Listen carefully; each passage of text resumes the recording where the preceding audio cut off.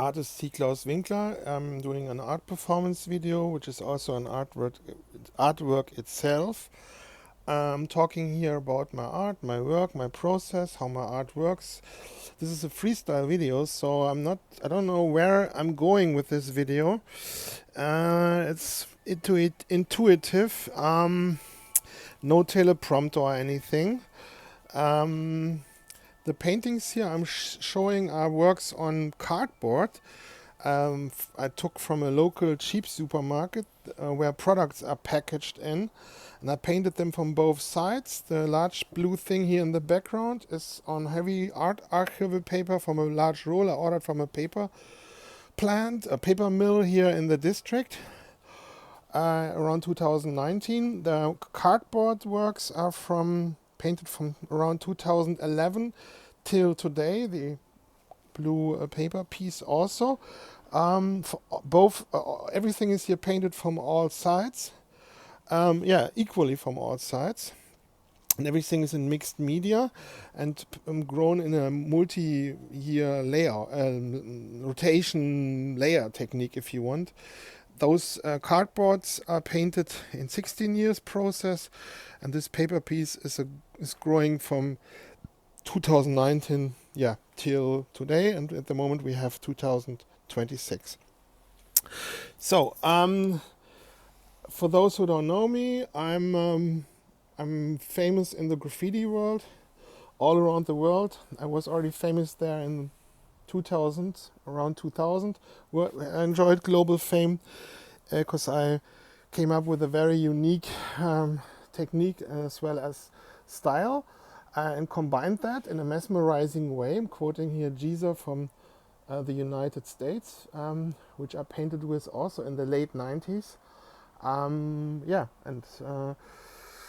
I gained lots of reputation. I painted all around the world. I already said that, in almost 28 countries. In major cities, in small cities, in rural areas, in rich neighborhoods, poor neighborhoods, industrial areas, dangerous areas, and safe areas, everywhere.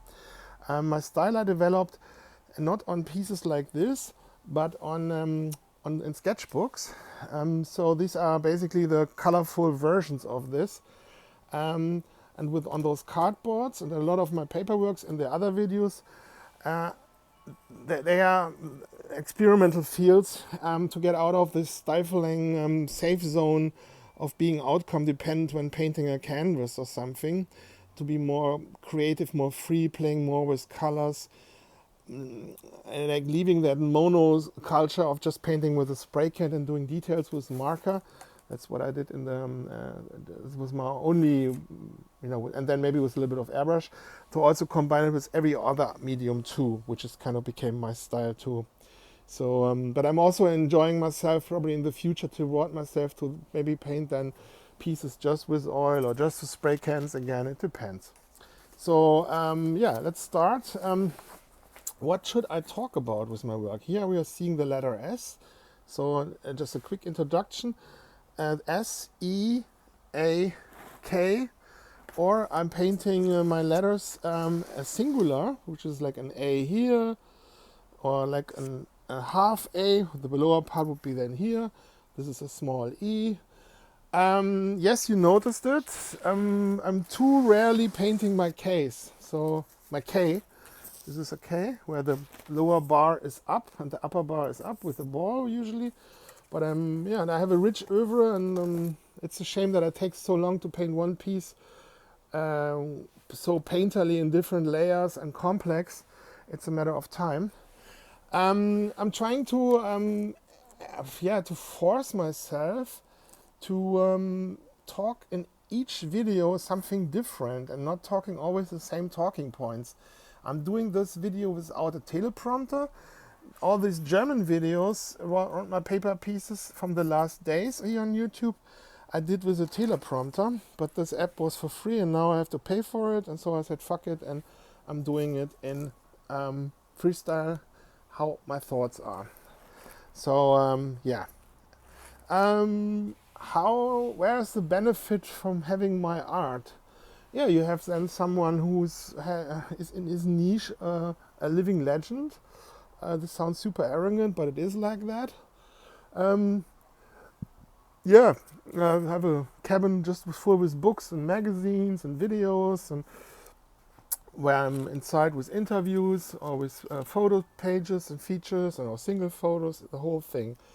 And I painted with lots of famous other niche artists from the graffiti world, like Skimeos, lots of walls, Lumit, Dime, of course Banksy from England, and everybody knows who has thrown us all from our scene thrones the beginning 2000s, which was a devastating shock.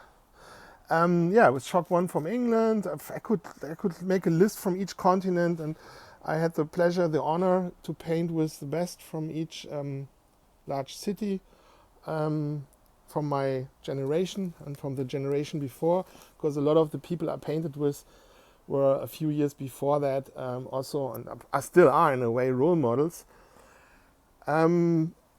I kind of took myself out of this whole scene thing, and of course I also painted with scene from New York. And now I'm talking about like, and then again switching to scene in terms of like social group. In 2000, step by step in 2008, 9, 10 maybe, I don't know, maybe before, in the years before, because of painting on canvas and in the studio. And then the more you paint in the studio, the less you paint on walls, the less requests you get for further walls, because you paint when the walls you're painting. And I stopped participating in on hip hop jams and festivals. I painted like also on festivals and jams, called hip hop jams, and also exhibitions all around the world. Because it's serious gallery work, or not gallery work, but studio work, and also it's other people coming up. You must work on your the work takes longer to paint or painting. It's also a waste of energy maybe, because you have to, what do you want to do? And then the street art scene became like more commercial, or it changed into the word street art, which is already like, as other people were taking over and not using the word graffiti, because with the word street art they can exploit it more, bring in other people with less street credibility, and then also with just not painting any more letters, but characters and illustrative things, and then it is decoration, and you can market it better.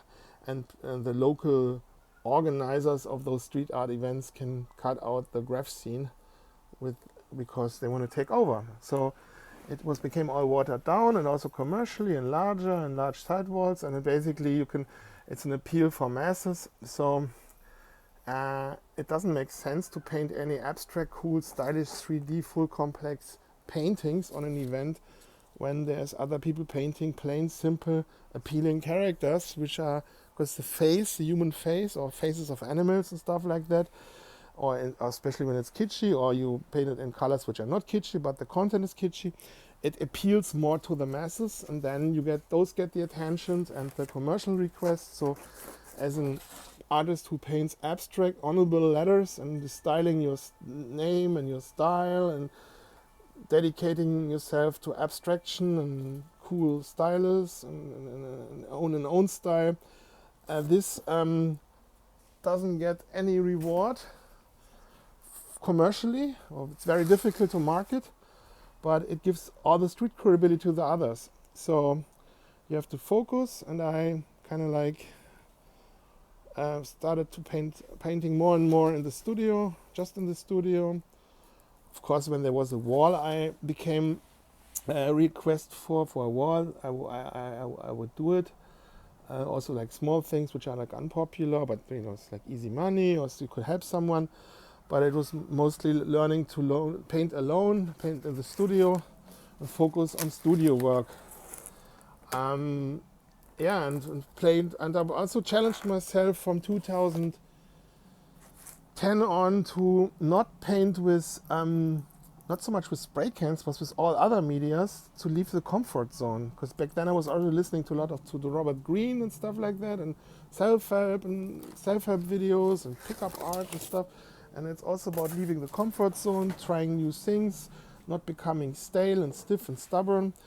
And I wanted to like fuck basically the NPC blue pill system, and people who kind of like put you in a box, graffiti, blah blah blah, to belittle you, also to gain status and to lower your status. So it was important to play with different techniques and aesthetics, and I forced myself to paint those, especially on those canvases, not canvas, on this paper and cardboard pieces, or on the back of my canvases, in different aesthetic styles, medias, techniques, to come up with new ways, and also to leave a rat's tail and to work in a way others don't want to do it.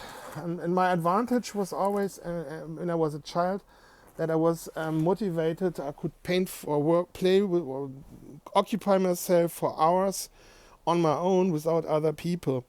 And then with the help of audiobooks, and then later also YouTube videos, hearing YouTube videos, or maybe from MP3 audiobooks, you can gain infinite power in just being yourself alone and seeing this as an advantage. And it's also very peaceful. You can be very productive. And I compensated the fact that I was always, most of the time, low on money, and painting with the rest materials I had or have, and painting in details, because then I could utilize that what I have, and also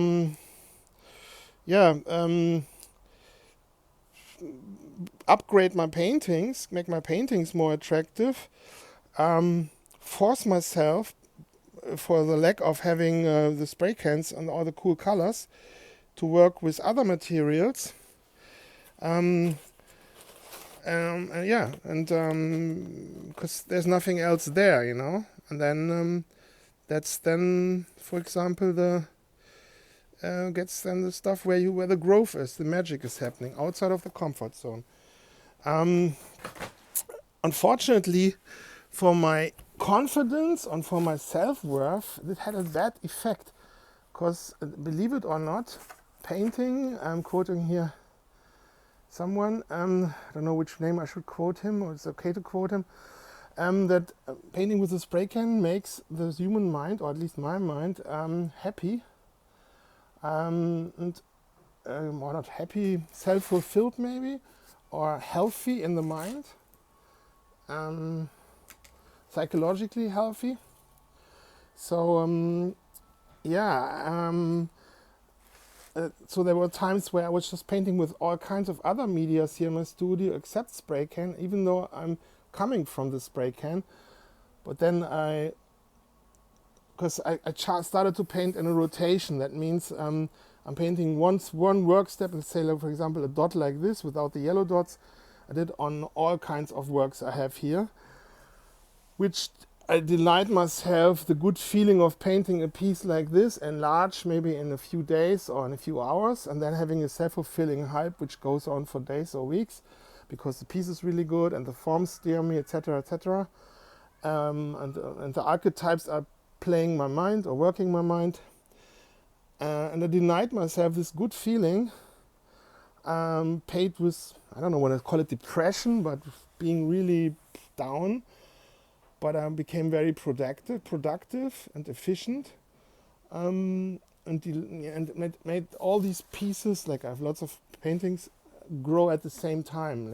But the growing process is much longer, because it maybe takes a half year or a few months to go through all the pieces with one work step.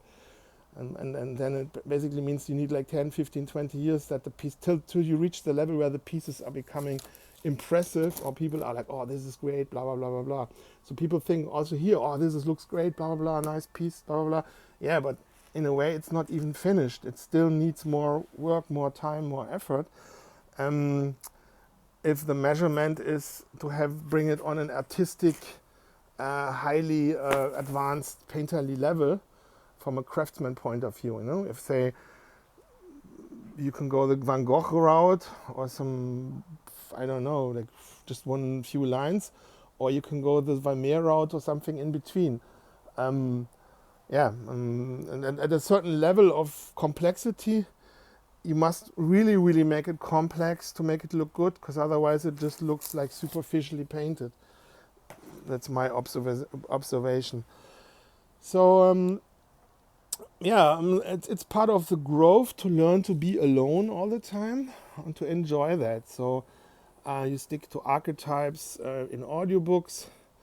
And I have a huge oeuvre of audiobooks, or like a collection of audiobooks I'm listening to, I used to listen to.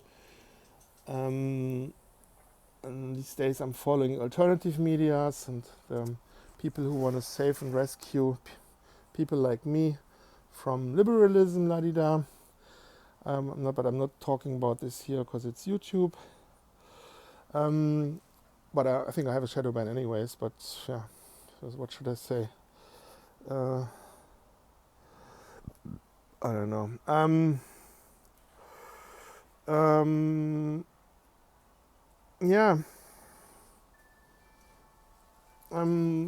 Why I'm painting? Maybe I'm digesting. For example, why I'm painting. And I just burped. Okay, I'm going back here. What is this? Two phalluses crossing each other, and too much dick or mic, and then I'm doing a burp. Let's say I'm swallowing it.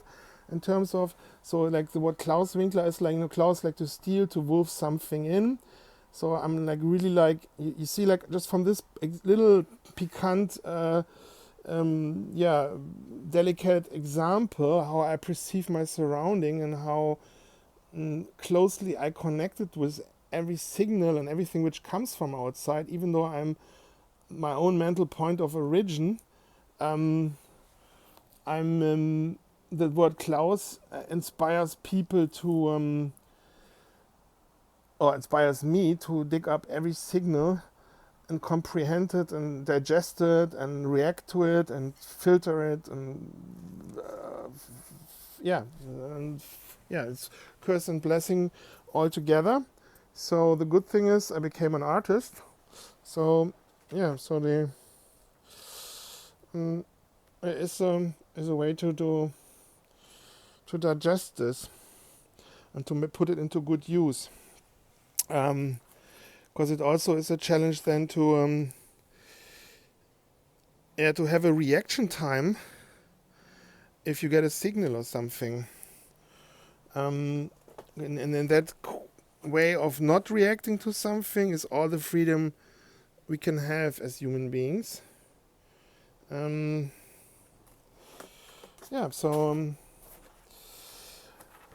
How should I steer this conversation about my art? Obviously I'm not knowing what I'm doing, but what helps me not knowing what I'm doing is that the paintings should look good. And if I paint something which looks like an object or like a human man-made structure or like something technical, there's always the painting themselves, at least those parts, because you have to paint with dark, with light, and with shadow, and with technical elements. Those technical elements I'm always doing, which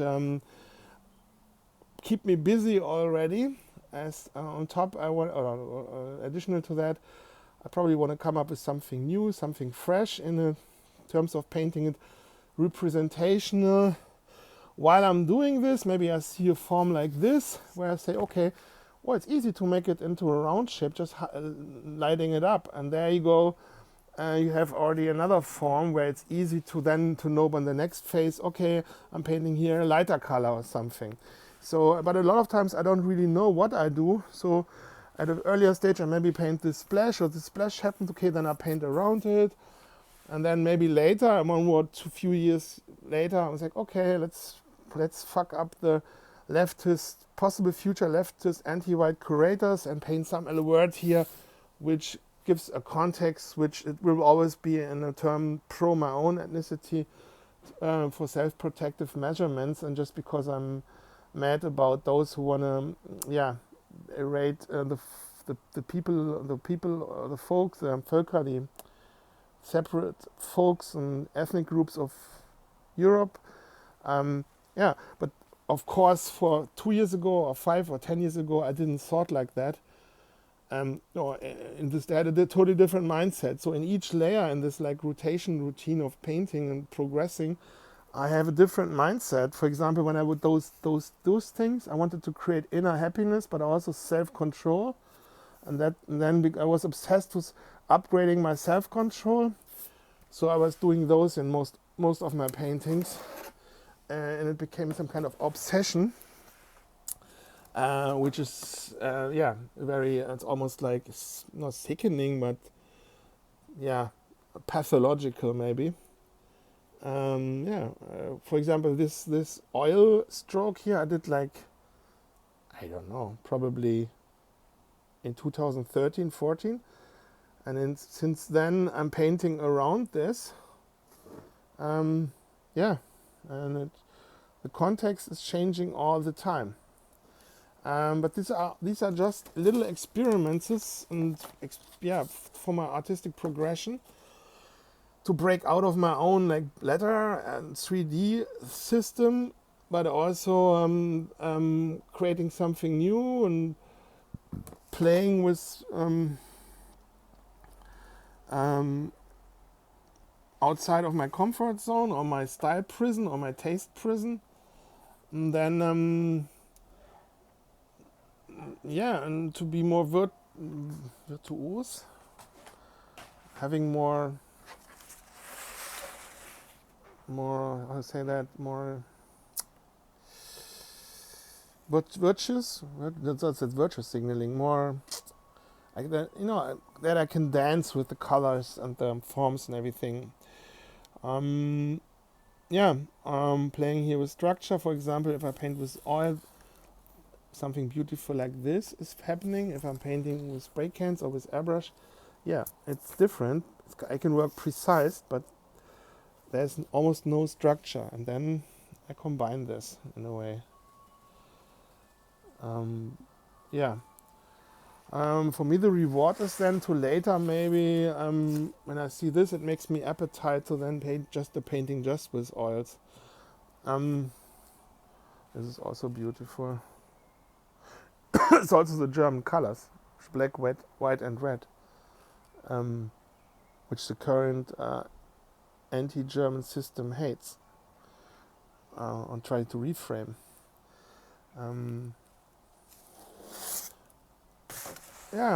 So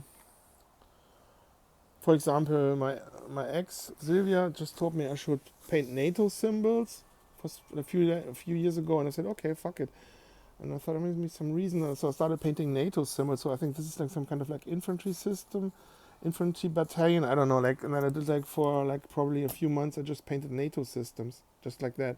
For me that's no problem, because I can hear an audiobook and I'm busy, don't have to think too much, then probably I get into some workflow. This is less fun than just painting, designing, styling a full SEAK style in one in a row, so then that I have a self-rewarding experience. But you can cover mileage, or you can cover time and be efficient and create healthy, interesting structure and another layer, which then can grow to something where, The thing is, I have to challenge myself to always come up with something new too. So I keep the main thing with those paper cardboard pieces, and the main thing is to learn and to play and to try out new things and avoid being playing safe. I'm doing this because I used to paint just in this typical classical SEAK style, of course enlarged. This is miniatures of miniatures in a way. And even here I'm trying to collect and try to express my style and my way of painting in all kinds of aesthetics in different ways, to surprise myself, similar to a childhood playbox where there's lots of different toys inside, and it's interesting to check them all out, and I probably create a layer with lots of different, what do you call that, different forms. In case of void, for example, this color is very healthy, and it maybe steers me. Sometimes the colors are inspiring me in a certain mood direction, and then I have to catch myself and reflect that my thought process while I'm painting is heavily influenced by the colors I'm seeing. This means that I sometimes have to switch into a logic and reason and my knowledge, and so I know I'm here inspired by what I'm thinking and feelings, knowing that feelings are just markers, by the colors I'm seeing. So this is something which is very important, because otherwise we start thinking that our thoughts are our own and come from us. But this is an illusion. We are all just steered by the environment we see, what we hear, what we smell, how we take up vibes, moods, signals, interpretations, everything in between, structures. And colors are the strongest, most potent manipulation instrument, while being the most underestimated.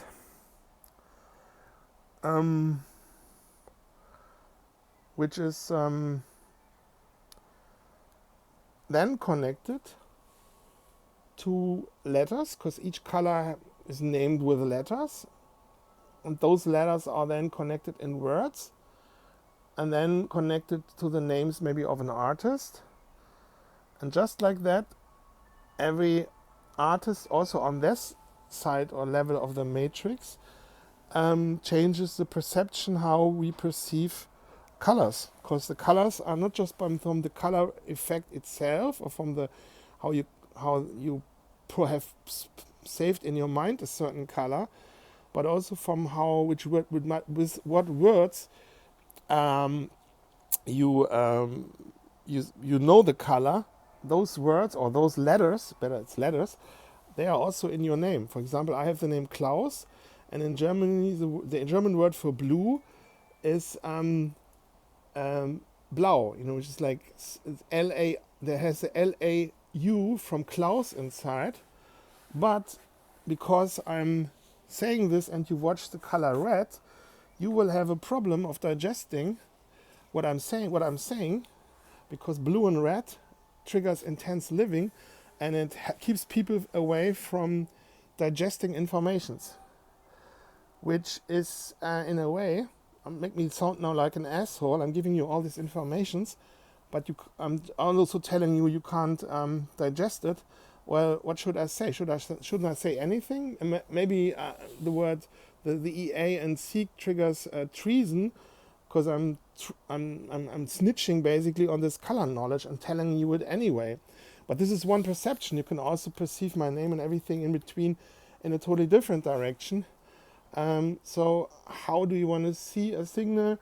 And you can use my work also as a transmitter, or as a not point for informations, as a hub, or as a steering option to steer your surrounding and see then how they take things up.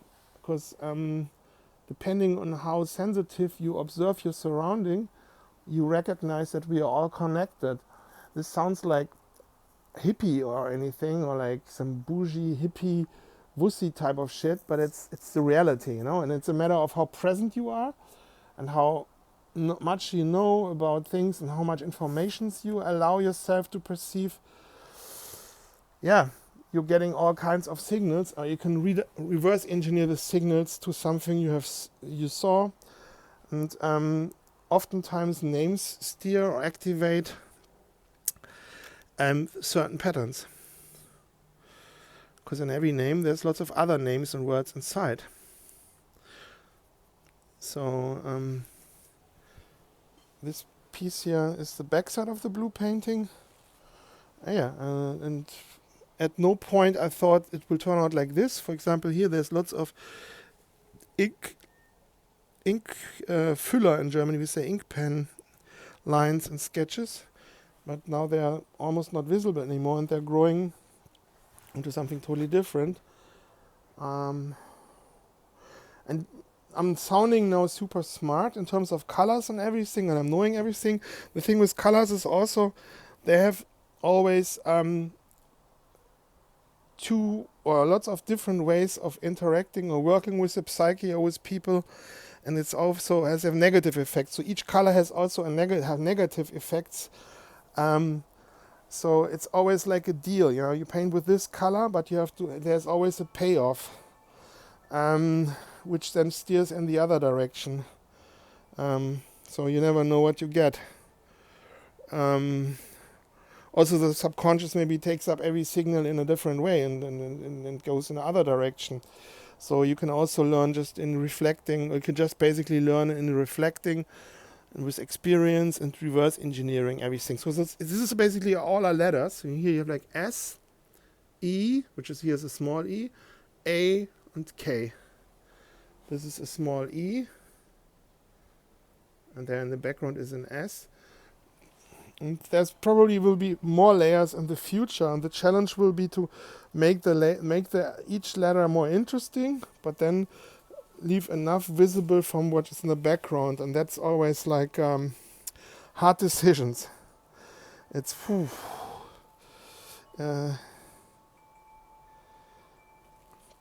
so I leave you with those beautiful pictures here, or views. You can.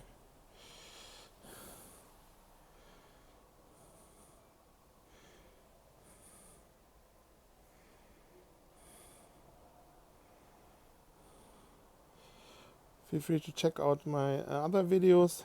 Like, comment, blah blah blah. You know the drill. Support your local artists.